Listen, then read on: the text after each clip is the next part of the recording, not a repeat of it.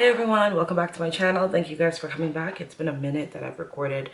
It's been a very long time, and actually I had all these ideas of things I wanted to talk about, and then I started to psych myself out that I am not ready to talk about it, or I'm not good enough to talk about it, and just all the thoughts and all the things.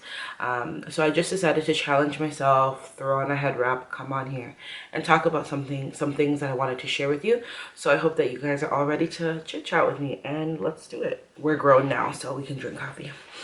So I wanted to talk today about shame. And I want to talk about some of the shame that comes along with not only sin and things we do, but shame that derives from things we haven't yet accomplished, haven't yet succeeded in, or haven't yet finished. A lot of us might feel shame when we sin, when we lie, when we slander, when we perform any sexual sin. We feel a sense of shame because we know that the action is far from righteousness and the standard that we are to uphold in terms of holiness in our lives as Christians. But there's also a shame that comes with having not yet done anything.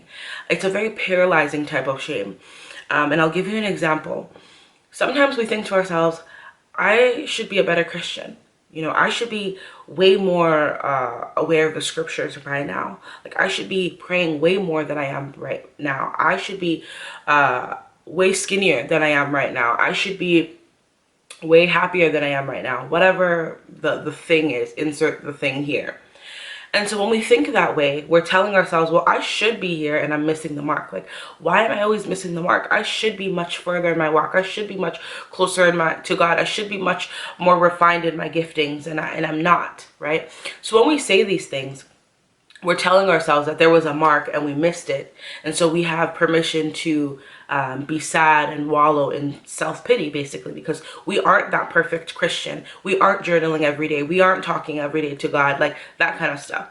And so that shame is coming from something you haven't yet done. Like, you haven't yet obtained Best Christian of the Year award, so you feel bad about it. You haven't yet lost all of the weight, so you feel bad about it. Things like that. And I think that the Bible even tells us that our words carry like life and death. Like, we can murder with our tongue. Our mouth is powerful. And how we talk to ourselves helps us in this walk with God. Because Paul says that when we're in this walk with God, we have to train like professional athletes. Like, we literally have to think of this as like a very long marathon, and we have to train. And so something that we have to train is our self-talk, how we talk to ourselves, what we think about ourselves, because that plays a huge role in how we walk with God. So with self-care, I know that people, especially Christian people, sometimes stray away from self-care because we don't want to self-idolize or be so obsessed with our carnality that we are neglecting our spiritual lives. But honestly, I believe that they're both very much hand in hand. You can acknowledge that you were once a sinner, but then you also have to acknowledge the spirit of adoption. The spirit of adoption is the spirit of God that says, hey, I'm now taking you in. You're family now. You have my DNA now. You belong to me now. You sit at my table now. I've prepared a place for you. And so when we look at ourselves, we can't only see sinner. We can't only see failure. We also have to see ourselves being lifted by this really great God, being accepted and brought into family and into community by this really great God. So when we start seeing ourselves as loved by the Father, it's easier to love ourselves. And I do think that self-love is really important, because if you hate yourself, you don't offer yourself an opportunity for redemption. And that's not Christ-like, because Christ redeemed us. So we should also give ourselves an opportunity to redeem ourselves. So how I think we should go about this is changing our language. Stop being so critical with how you speak to yourself. Because when you tell yourself, man, like, I should be way further in my walk. Like, I should know so much more about the Bible. I should know how to pray in tongues by now. I should know how to do this. Like, man. When we do that, we talk down to ourselves, and we're limiting ourselves and telling ourselves, you missed the mark, you can't do it, you suck. But instead, I was reading a book, and it's called like You Can Heal Your Life. I can't remember the author right now. I'll probably put it on the screen. But she was saying, instead of saying should, you should probably say you could, because you have a choice.